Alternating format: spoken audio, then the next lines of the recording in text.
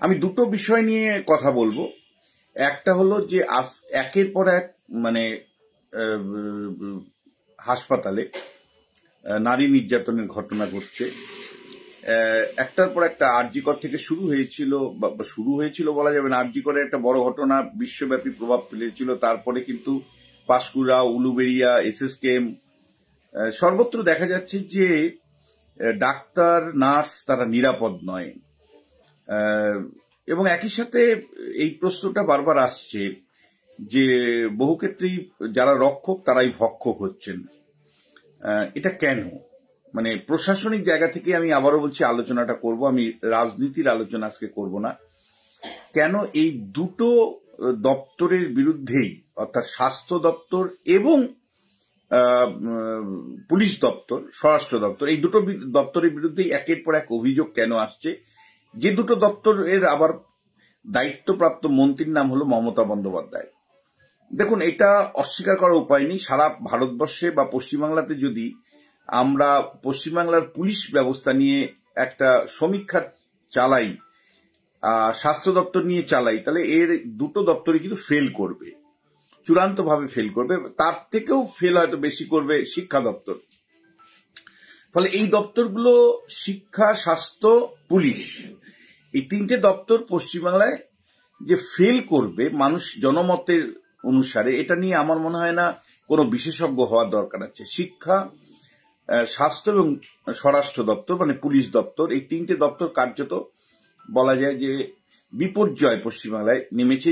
যেটা প্রতিনিয়ত আপনারা দেখবেন যে রাত্রেবেলা আলোচনাতেই হোক বা পরের দিনের সকালের কাগজে যদি হেডলাইন দেখেন, তাহলে আপনি তিনটে দপ্তরের মধ্যে একটা দপ্তর পাবেনই। শিক্ষা দপ্তর সংক্রান্ত, স্বাস্থ্য দপ্তর সংক্রান্ত অথবা পুলিশ ভূমিকা সংক্রান্ত, এই তিনটে দপ্তরই ঘুরিয়ে ফিরিয়ে কিন্তু আলোচনার কেন্দ্রবিন্দুতে আছে।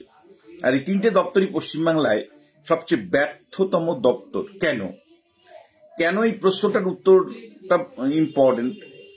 দেখুন, একটা জিনিস আপনাকে বলতে চাই, এই তিনটে দপ্তরেই প্রথমত সরকারের অর্থনীতি এবং রাজনীতি তো একটা বিষয় আছে। অবশ্যই প্রশাসনের দক্ষতা অর্জন করবার জন্য অর্থনীতি এবং রাজনীতি তো গুরুত্বপূর্ণ হয়।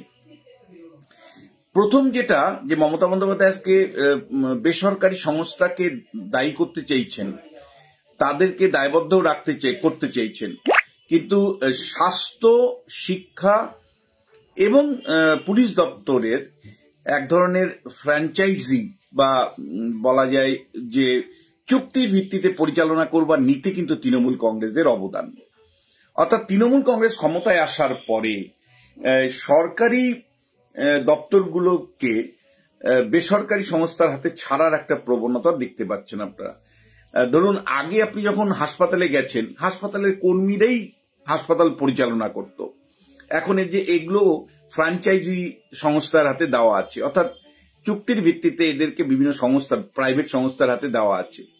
এই প্রাইভেট সংস্থার যত আপনি দিচ্ছেন, তত কিন্তু আপনি দায়বদ্ধতা থেকে সরে যাচ্ছেন। প্রাইভেট সংস্থার হাতে যত দিচ্ছেন, চুক্তির ভিত্তিতে কর্মীর হাতে যত ছাড়ছেন সরকারি কাজ, আপনি কিন্তু সরকারি কাজের বিপদ তত বাড়াচ্ছেন।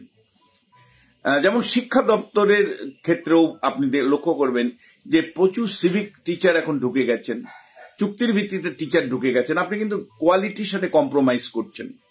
আবার একইভাবে আপনি সিভিক ভলেন্টিয়ার নাম করে পুলিশে যে ব্যবস্থা আপনি চালু করেছেন, তার ফলে পুলিশের যত ধরনের সমস্যা বা পুলিশের ভূমিকা নিয়ে যত মানে অসন্তোষ, ক্ষোভ, বিক্ষোভ, সেগুলো সবগুলোই কিন্তু আপনারা লক্ষ্য করুন, এই চুক্তির ভিত্তিতে পুলিশ নিয়োগ, চুক্তির ভিত্তিতে শিক্ষক নিয়োগ, চুক্তির ভিত্তিতে স্বাস্থ্যকর্মী নিয়োগ বা চুক্তির ভিত্তিতে সংস্থার উপরে দায়িত্ব ছেড়ে দেওয়া, এই যে প্রাইভেটাইজেশন করে দেওয়া। আমি মনে করি যে 5টা জায়গায় প্রাইভেটাইজেশন করার কোনো সুযোগ নেই। একটা হলো পুরোপুরি প্রাইভেটাইজেশনের সুযোগ নেই। পুরোপুরি প্রাইভেটাইজেশন আপনি করতে পারেন না শিক্ষা দপ্তরকে, পুরোপুরি প্রাইভেটাইজেশন স্বাস্থ্যকে করতে পারেন না, পুরোপুরি প্রাইভেটাইজেশন পুলিশের মতন দপ্তরে কোনো প্রাইভেটাইজেশনই চলে না। একইভাবে বিচার ব্যবস্থাকে কোনো প্রাইভেটাইজ করা যায় না, বেসরকারি হাতে ছেড়ে দেওয়া যায় না বিচার ব্যবস্থাকে।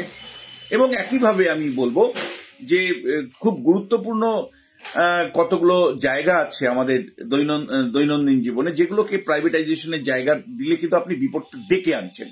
স্বাস্থ্যক্ষেত্রে যদি আপনারা লক্ষ্য করেন যে মমতা বন্দ্যোপাধ্যায় স্বাস্থ্যমন্ত্রী হওয়ার পরে বহু মানে বেসরকারি সংস্থার হাতে কিন্তু কাজ ছেড়ে দেওয়া আছে, সিকিউরিটি থেকে শুরু করে অনেক কাজ ছেড়ে দেওয়া আছে।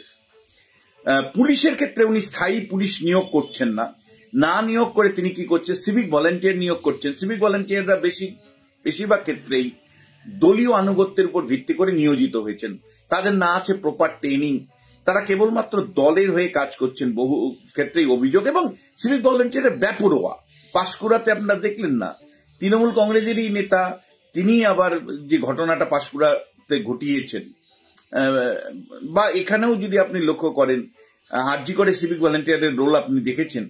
ফলে সিভিক ভলেন্টিয়াররা একটা বেপরোয়া অবস্থান বহু জায়গায় কিন্তু নিচ্ছেন। এই সিভিক ভলেন্টিয়ারদের ট্রেনিং নেই। কলকাতা হাইকোর্ট থেকে বারবার বলা হয়েছে যে সিভিক ভলেন্টিয়ারদের উপর আপনি ল অ্যান্ড অর্ডারের দায়িত্ব দিতে পারেন না, সিভিক ভলেন্টিয়ার কি করতে পারে কি করতে পারে না তারও একটা তালিকা কলকাতা হাইকোর্ট থেকে দেওয়া হয়েছে। কিন্তু বারবার যে অভিযোগটা আসছে সিভিক ভলেন্টিয়াররা বেপরোয়া, হাসপাতালে বেপরোয়া, রাস্তাঘাটে বেপরোয়া, আইন শৃঙ্খলা রক্ষার নাম করে বেপরোয়া। ফলে এই সিভিক ভলেন্টিয়ারদের রোলটা যত বাড়ছে, পুলিশ প্রশাসনের ভূমিকা কিন্তু ততই সংকুচিত হচ্ছে বা দক্ষতা কমছে। এটা একটা দিক। ঠিক তেমনিভাবে স্বাস্থ্য দপ্তরের ক্ষেত্রে নিয়োগ কতটুকু হচ্ছে, ডাক্তারবাবুদের নিয়োগ বহু ক্ষেত্রেই মানে কার্যত বন্ধ। মানে যত সংখ্যক ডাক্তারবাবু দরকার আছে তার মানে বলা যায় যে আপনি 60% দিয়ে কাজ করছেন। যত সংখ্যক নার্সের দরকার আছে তার 60% দিয়ে আপনি কাজ করছেন, 60%-এরও কম। আমি কয়েকজন নার্সের সাথে কথা বলছিলাম যে তাদের মানে ওভার ডিউটি হয়ে যাচ্ছে, পারছেন না তারা। এবং স্বাস্থ্যকর্মী আপনি বেসরকারীকরণ করে বেসরকারি সংস্থার হাতে ছেড়ে দিচ্ছেন। ফলে স্বাস্থ্য ব্যবস্থায় যত সংখ্যক ডাক্তার নার্স কর্মী থাকলে একটা স্বাস্থ্য ব্যবস্থা সঠিকভাবে পরিচালনা করা যায়, আপনি মমতা বন্দ্যোপাধ্যায় স্বাস্থ্যমন্ত্রী হিসেবে সেই দায়িত্ব পালন করছেন না করে আপনি কি করছেন, নিয়ন্ত্রণ বাড়াচ্ছেন সমানে। একটা হলো বেসরকারি সংস্থার হাতে ছেড়ে দিচ্ছেন, ছেড়ে দিয়ে আপনি বেসরকারি সংস্থাকেই দোষারোপ করছেন যে কেন এমন ঘটছে, ওদের উপর নজর রাখো ইত্যাদি ইত্যাদি। আর একইভাবে আপনি দলীয় নিয়ন্ত্রণ করবার জন্য ওই রোগী কল্যাণ সমিতির নাম করে, প্রত্যেকটা হাসপাতালের রোগী কল্যাণ সমিতির নাম করে স্থানীয় তৃণমূলের বিধায়কদের বসিয়েছেন, কোথাও নেতাদের বসিয়ে দিয়েছেন, বসিয়ে আপনি দলের নিয়ন্ত্রণ প্রত্যেকটা হাসপাতালে কায়েম করেছেন। ফলে হাসপাতালগুলোতে যে আজকেও বেড পেতে গিয়ে দালাল চক্র কাজ করছে, বিভিন্ন সময় বারবার দালাল চক্রের অভিযোগ উঠছে। দালাল চক্র একদিকে, আরেকদিকে দলীয় নিয়ন্ত্রণ, আপনার দল তৃণমূল কংগ্রেসের নিয়ন্ত্রণ। ফলে এফিস এবং আরেকদিকে হলো ডাক্তার এবং নার্সের শর্টেজ। ফলে এই সব মিলে স্বাস্থ্য ব্যবস্থা কিন্তু কার্যত ভেঙে পড়েছে। পশ্চিমবাংলাতে স্বাস্থ্য ব্যবস্থায় প্রথমত আপনার স্বাস্থ্য ব্যবস্থা উন্নত হলে অবশ্যই মিডিল ক্লাস, আমি আপার ক্লাস ছেড়ে দিলাম, মিডিল ক্লাস যেত। আজকে একটা মিডিল ক্লাস কেন, লোয়ার মিডিল ক্লাসও মানুষ হাসপাতালে যেতে চায় না। একেবারে যার উপায় নেই তাদের লাইন হাসপাতালে দেখা যায়, কিন্তু লোয়ার মিডিল ক্লাসও বাধ্য হয় বাড়ি ঘটি বিক্রি করে বেসরকারি নার্সিং হোমে ভর্তি হতে। ফলে এটাই ইন্ডিকেট করে যে স্বাস্থ্য ব্যবস্থাতে উচ্চবিত্ত তো আস্থা হারিয়েছিল, মধ্যবিত্ত আস্থা হারিয়েছে, এমনকি নিম্নবিত্ত তারাও কিন্তু বাড়িঘর বিক্রি করে দিয়েও বেসরকারি নার্সিং হোমে যেতে বাধ্য হচ্ছে। তাহলে যে প্রশ্নটা সবচেয়ে গুরুত্বপূর্ণ প্রশ্ন, যে আপনি কেন হাসপাতালে কর্মী নিয়োগ করছেন না, আপনি কেন ডাক্তার নিয়োগ করছেন না, আপনি কেন নার্স নিয়ন্ত্রণ করছেন না, উল্টে আপনি দলীয় নিয়ন্ত্রণ বাড়াচ্ছেন রোগী কল্যাণ সমিতির মধ্য দিয়ে অথবা বেসরকারি সংস্থার নিয়ন্ত্রণ বাড়াচ্ছেন। তার ফলে এটা হলো বেসিক কারণ যে কেন স্বাস্থ্য দপ্তর নিয়ে বারবার প্রশ্ন উঠছে। একইভাবে পুলিশ দপ্তরকে যদি দেখেন, পশ্চিমবাংলা হলো ভারতবর্ষের মধ্যে দ্বিতীয় রাজ্য, মানে সেকেন্ড স্টেট যাদের জনসংখ্যা এবং পুলিশের হার সবচেয়ে কম। অর্থাৎ একেবারে 35টা রাজ্যের মধ্যে 34তম রাজ্য পশ্চিমবাংলা, যেখানে জনসংখ্যার অনুপাতে স্থায়ী পুলিশ নেই।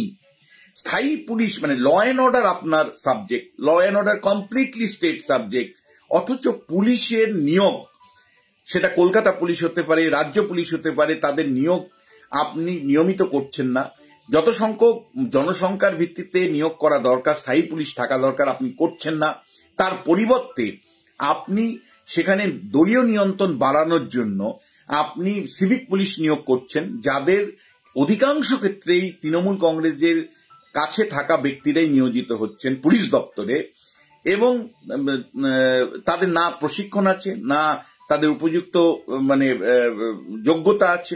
সব মিলেই কিন্তু আমি বলছি যে পুলিশটাকেও বেসরকারীকরণ করছেন ওই সিভিক ভলেন্টিয়ারের মাধ্যমে, এবং দক্ষ পুলিশের পরিবর্তে আনুগত্যপূর্ণ পুলিশ চাইছেন।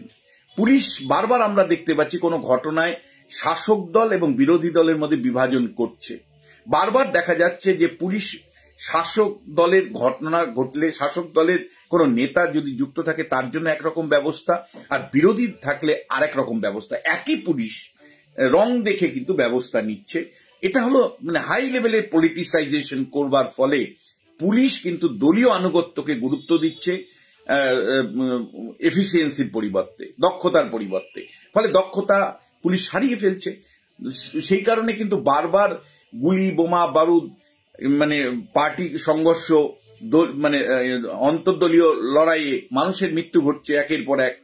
ফলে পুলিশের বেসামাল অবস্থার জন্য কিন্তু তৃণমূল কংগ্রেসের যে নীতি, যে পুলিশের দলীয়করণ করা এবং স্থায়ী পুলিশ নিয়োগ না করে সিভিক ভলেন্টিয়ার নিয়োগ করো এবং পুলিশকে দলীয় আনুগত্যে পরিচালনা করো, পরিষ্কার এটাই হলো প্রধান এবং একমাত্র কারণ যে পুলিশ দপ্তর কেন ব্যর্থ হচ্ছে এবং আজকে কেন মুখ্যমন্ত্রীকে বলতে হচ্ছে যে স্বাস্থ্য এবং পুলিশ এই দুটো দপ্তর নিয়ে কেন বারবার অভিযোগ আসছে।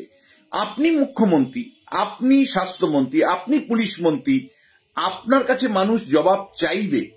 আপনি নিজেই প্রশ্ন তুলছেন, আপনি দায়বদ্ধ হতে চাইছেন না, আপনি বিরোধী দলের ভূমিকা পালন করতে চাইছেন। আপনি মুখ্যমন্ত্রী মমতা বন্দ্যোপাধ্যায়, আপনি তো দায়বদ্ধ থাকবেন জনগণের কাছে, স্বাস্থ্যমন্ত্রী হিসেবে দায়বদ্ধ থাকবেন, পুলিশ মন্ত্রী হিসেবে দায়বদ্ধ থাকবেন। তা না করে আপনি যেন মনে হচ্ছে আপনি বিরোধী নেত্রী, আপনি প্রশ্ন তুলছেন, আপনি স্বাস্থ্য দপ্তরের ব্যর্থতা নিয়ে প্রশ্ন তুলছেন, আপনি পুলিশ দপ্তরের ব্যর্থতা নিয়ে প্রশ্ন তুলছেন, অথচ সমাধান হচ্ছে না। 15 বছর শাসন করবার পরেও স্বাস্থ্য দপ্তর, শিক্ষার মতন দপ্তর বা মানে পুলিশের মতন দপ্তর কার্যত পশ্চিমবাংলায় মুখ থুবড়ে পড়েছে। মমতা বন্দ্যোপাধ্যায়, আপনি প্রশ্ন তুলবেন কেন? আপনি উত্তর দিবেন, আপনি দায়বদ্ধ হবেন না কেন? আপনি যখনই কোনো ঘটনা ঘটছে স্বাস্থ্য সংক্রান্ত, পুলিশ সংক্রান্ত, আপনি কখনো কেন্দ্রের বিরুদ্ধে আঙুল তুলছেন, কখনো বেসরকারি সংস্থার বিরুদ্ধে আঙুল তুলছেন, কখনো তার বিরুদ্ধে আঙুল তুলে আপনি অভিযোগ থেকে নিজেকে দূরে সরাচ্ছেন, দূরত্ব তৈরি করছেন। তাহলে আপনি কেন 8টা দপ্তরের দায়িত্ব নিয়ে বসে আছেন? কেন ভূমি রাজস্বর মতন এত বড় দপ্তরের দায়িত্ব আপনার হাতে?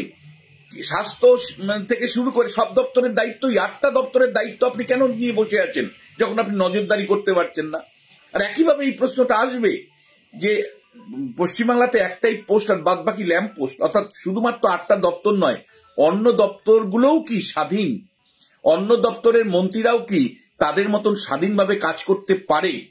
অন্য দপ্তরের মন্ত্রীরাও কি তাদের মতন সিদ্ধান্ত নিয়ে, মানে ছোটখাটো সিদ্ধান্ত, আমি বড় সিদ্ধান্ত বলছি না, বড় সিদ্ধান্ত তো মন্ত্রিসভা নেবে, কিন্তু মন্ত্রিসভা সিদ্ধান্ত নেওয়ার পরেও মন্ত্রীরা কি কৃষি মন্ত্রী হতে পারেন, শিক্ষামন্ত্রী হতে পারেন বা অন্য সমবায় মন্ত্রী হতে পারেন, তারা কি সত্যি স্বাধীনভাবে কাজ করতে পারেন? তাদের তো প্রতিনিয়ত ওই সিএমও দপ্তর, সিএমও দপ্তর, সিএমও দপ্তর, অর্থাৎ শেষ বিচারে সবগুলো ফাইলই মমতা বন্দ্যোপাধ্যায়ের দপ্তরে আসছে। সেই সিদ্ধান্ত তো শেষ পর্যন্ত মমতা বন্দ্যোপাধ্যায়ের উপর নির্ভর করছে। ফলে এতটা যদি সেন্ট্রালাইজ করেন আপনি, অর্থাৎ সরকারের প্রত্যেকটা কাজ যদি কেন্দ্রীকরণ করেন, তাহলে সরকার তো সরকারের কাজে কেন্দ্রীকরণ করলে একজন ব্যক্তির পক্ষে দপ্তর পরিচালনা করা কি আদতেও সম্ভব?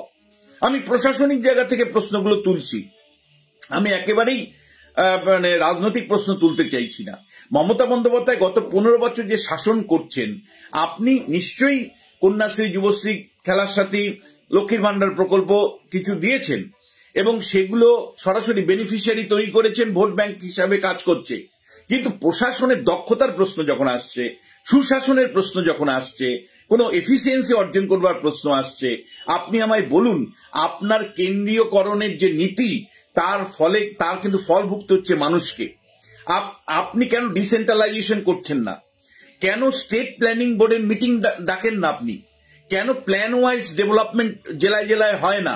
কোন জেলায় উন্নয়ন হচ্ছে, অভিযোগ উত্তরবঙ্গের লোকের অভিযোগ যে কলকাতা এবং তার সারাউন্ডিং এলাকা, কলকাতা এবং আশপাশ এলাকায় যতটা ডেভেলপমেন্ট হয় উত্তরবঙ্গের মানুষের কাছে উন্নয়ন ততটা পৌঁছায় না, উত্তরবঙ্গের মানুষ বঞ্চিত মনে করে। আপনি কেন ডিসেন্ট্রালাইজ প্ল্যানিং এ যাচ্ছেন না? সংবিধানের 243 ধারা অনুসারে, 243 জেডডি ধারা অনুসারে ডিস্ট্রিক্ট প্ল্যানিং কমিটি থাকার কথা। ডিস্ট্রিক্ট প্ল্যানিং কমিটি মাধ্যমে জেলা স্তরে পরিকল্পনা তৈরি করার কথা।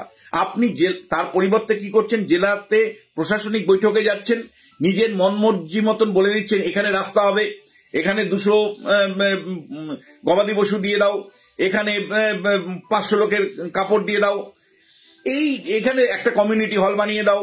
এইভাবে প্রশাসনিক বৈঠক আপনি পরিচালনা করছেন এককভাবে। আপনি কেন গ্রাম পঞ্চায়েত স্তর থেকে পরিকল্পনা তৈরি করে পঞ্চায়েত সমিতিতে আনা, পঞ্চায়েত সমিতি থেকে পরিকল্পনা ব্লক স্তরে আনা, ব্লক থেকে জেলা স্তরে পরিকল্পনা এনে ডিসেন্ট্রালাইজ প্ল্যানিং এবং সেখানে মানুষের অংশগ্রহণের মাধ্যমে, একেবারে গ্রাম পঞ্চায়েত স্তরে গ্রাম সভা, গ্রাম সংসদে মানুষের অংশগ্রহণের মাধ্যমে, গ্রামের পঞ্চায়েতের অংশগ্রহণের মাধ্যমে, মানুষের অংশগ্রহণের মাধ্যমে পরিকল্পনা তৈরি করার উপর জোর কেন দিচ্ছেন না? কেন আপনি মানুষকে সঙ্গে নিয়ে পরিকল্পনা তৈরি করছেন না?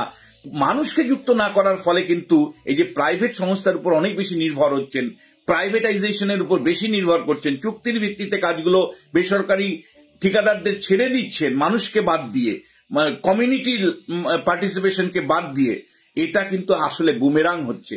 একদিকে ক্রমশ সেন্ট্রালাইজ করছেন আপনি, আর অন্যদিকে আপনি মানুষের অংশগ্রহণকে নিশ্চিত করছেন না। এই যে পুরসভাগুলো আছে, আপনারা কলকাতা কর্পোরেশনের এলাকায় বাস করেন, ওয়ার্ড কমিটি গড়ে তোলার কথা। ওয়ার্ড কমিটির তৃণমূলের লোকজন কয়েকজন থাকে, কিন্তু ওয়ার্ড কমিটিতে নাগরিক, বিভিন্ন স্তরের নাগরিককে নিয়ে করার কথা। ওয়ার্ড কমিটিতে নাগরিকদের অংশগ্রহণ করলে নাগরিকরা ভালো মন্দ বলতে পারত, তাদের সুবিধে অসুবিধেগুলো বলতে পারত। নাগরিকদের অংশগ্রহণের মাধ্যমে যদি আপনি আরবান প্ল্যানিংটা করতে পারতেন, তাহলে অনেক বেশি ডেভেলপমেন্টটা টেকসই হতো, সাস্টেনেবল হতো।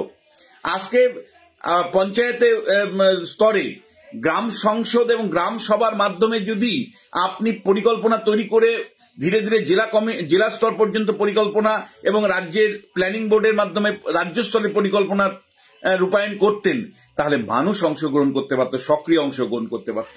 আপনার প্রশাসনে কেবলমাত্র ফ্রাঞ্চাইজি প্রশাসন, সেখানে বেসরকারি কিছু ফ্রাঞ্চাইজির হাতে দায়িত্ব দিয়ে দিচ্ছেন, সেটা আপনি অনেক ক্ষেত্রে ইভেন্ট ম্যানেজমেন্টের লোকদেরকে দায়িত্ব দিয়ে দিচ্ছেন, মানুষকে যুক্ত করতে কিন্তু পারছেন না।